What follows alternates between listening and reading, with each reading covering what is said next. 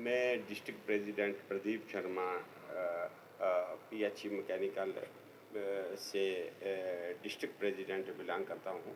और मेरा ये है कि मैं सबसे पहले बहुत मुबारकबाद है कि जो कि हमारा प्रेस क्लब जो है नॉर्मल जैसा एक हमारे पुंछ में बन गया है, तो हम उधर से ही बिलोंग करते हैं। मैं कहता हूँ कि ठीक है, बड़ा अच्छा है प्रेस होना या मीडिया का आना पुंछ में, मगर मैं ये कहता हूँ कि ये सबसे पहले इनको ये सवाल पूछा जाए हमारा डेली विजरों का। मैं उस बारे पर एक ये प्रेस कॉन्फ्रेंस जो है आज की है कि सबसे पहले इनको ये पूछा जाए कि जो भी अगर वीआईपी आता है उनसे पूछो, चीफ मिनिस्टर से पूछो, किसी से भी पूछो, कि मैं कहता हूँ कि सबसे पहले इनसे ये पूछना चाहिए कि भाई इन डेली विजरों ने गुनाह क्या किया इस वक्त तक, और बताओ कि हमें ये इन लोगों ने जो लैंड ओनर थे हमारे, इन्होंने करोड़ों रुपया दिया, करोड़ों रुपया दिया, और उनको इन्होंने कहा कि हम जो है आपको एक बंदे को नौकरी देंगे और उसके बाद उसका क्लेम भी देंगे, मगर इन्होंने उनको कुछ नहीं दिया। वो बेचारे उसकी वजह से मतलब उनको तो कुछ नहीं मिला, मगर बाकी जो थे जिन्होंने ये चीज़ें बोली, और ये उस वक्त हुकूमतें थी जिन्होंने ऐसा सिस्टम बनाया, उन्होंने क्या किया कि इन लोगों को सड़कों पर रख दिया और वो चीफ इंजीनियर बनकर रिटायर हो गए। और बड़ी दुख की बात है कि आज देखो कि ये जो है इस वक्त ये डेली विजर बेचारा दर-बदर हो रहा है। ये कहते थे इलेक्शन से पहले, ये कहते थे कि हम जो है ज़मीन आसमान एक कर देंगे, सिर्फ हमें वोट दो। एक वोट के लिए ये वोटों के लिए इनका एक ही था कि हमें वोट दो, हम ज़मीन आसमान एक कर देंगे, हम ये करेंगे, हम वो करेंगे, सभी बातें कहे, मगर इस वक्त तक ये डेली विजरों को परमानेंटली कर सके। आज डेली विजर 30-30 साल हो गए, वो बेचारा दर-बदर और सड़कों में है। आज देखो ये बिजली वाले बेचारे वो सड़कों पर इस गर्मी में उधर स्ट्राइक पर बैठे हैं। आज कितने 15 दिन हो गए हैं उधर जम्मू में। तो मैं कहता हूँ कि ये ऐसा इंसानियत हमारे साथ जो इन्होंने बेइंसानियत की हमारे साथ, तो मैं कहता हूँ कि ये बहुत दुख और शर्म की बात है।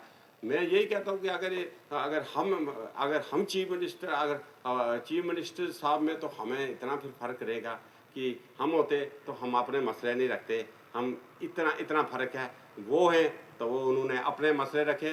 उन्होंने दिल्ली में भी बात की कि हमारा जो है हमें स्टेटस दिया जाए, हमें स्टेट का दर्जा दिया जाए, मगर आज चीफ मिनिस्टर साहब अगर इतनी बात करते गवर्नर साहब को कि गवर्नर साहब सबसे पहले ये डेली विजरों का मसला हल कीजिए, इनका मसला हल कीजिए, मगर क्या चीफ मिनिस्टर साहब ने अपने मसलों को रखा। तो ये डेली विजर बेचारा आज ये एक चक्की में पीस रहा है, और रिटायरमेंट में ये करीब हो गया है इतना कि अंदाज़ा नहीं, और सब डिपार्टमेंटों में देखो ये डेली विजरी काम कर रहा है। तो मैं यही कहता हूँ, देखो इस वक्त तक ये इन लोगों को क्लेम देना चाहिए।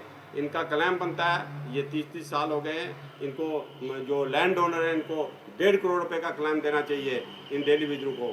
तभी हो सकता है, तभी हम बोलें कि वाकया आपने इंसानियत के लिए वोट दिया है, और एक इंसान और इंसानियत के लिए वोट दिया है, लोगों से लिया है और उनका काम किया है। और दूसरा जो है बाकी जो हैं उनको 1-1 करोड़ रुपए का क्लेम देना चाहिए इनको। तो मैं यही कहता हूँ, फिर भी गवर्नर साहब को भी कहता हूँ कि पुरजोर अपील करता हूँ, गवर्नर साहब डेवलपमेंट के काम का जाल आपने बहुत बिछाया और बहुत खुशी की बात है, बड़ी अच्छी बात है, मगर सबसे बड़ी बात यही है कि डेवलपमेंट के साथ ये लोगों के काम जो है ना, ये काम भी होने चाहिए थे, मगर लोगों के काम में नहीं हुआ कुछ भी, सिर्फ डेवलपमेंट के काम हुए।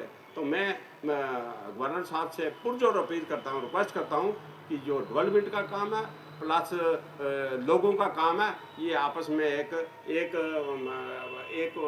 आपस में एक गट्ठा जो है आपस में एक एक गठजोड़ होता है। तो मैं यही कहता हूँ कि अगर खाली डेवलपमेंट के काम करेंगे तो उससे तो मैं कहता हूँ कि कोई उसका तो है नहीं है। जब तक लोगों के काम नहीं होंगे तो मैं कहता हूँ उससे कोई फ़ायदा होने वाला नहीं है। ना ही हम सोचेंगे कि स्टेट में इलेक्शन हुआ, ना ही हम सोचेंगे कि कुछ ऐसा गवर्नर साहब जो है लोगों के लिए कुछ हेल्प कर रहे हैं। तो मैं गवर्नर साहब को मैं फिर रिक्वेस्ट करता हूँ कि ये टेलीविज़नों का मसला जो है, क्योंकि ये रिटायर हो रहे हैं बेचारे, हर महीने में 1000 बंदा रिटायर हो रहा है। तो मैं कहता हूँ कि जल्द से जल्द विद क्लेम इनको जो है टेलीविज़नों को मिलना चाहिए, और इन पर जो है इनकी बेचारों की हेल्प करनी चाहिए। गवर्नर साहब ये हेल्प है, आज इतने 30-30 साल हो गए ये बेचारे दर बदर सड़कों पर ठोकरें खा रहे हैं, तो इस वक्त कोई सुनाई नहीं है। तो मैं मीडिया पर्सन को भी कहता हूँ, जो मीडिया वाला जो कहता है कि हम ठीक है, बहुत हर जगह इंटरव्यू लाते हैं, बहुत बड़ा बड़ा इंटरव्यू लाते हैं, हर जगह काम करते हैं, तो मैं कहता हूँ बहुत खुशी की बात है। मगर मैं कहता हूँ इनको पूछो कि इन टेलीविज़नों ने क्या जुल्म किया है जो कि उनके उस जुल्मों की आप सजा दे रहे हो।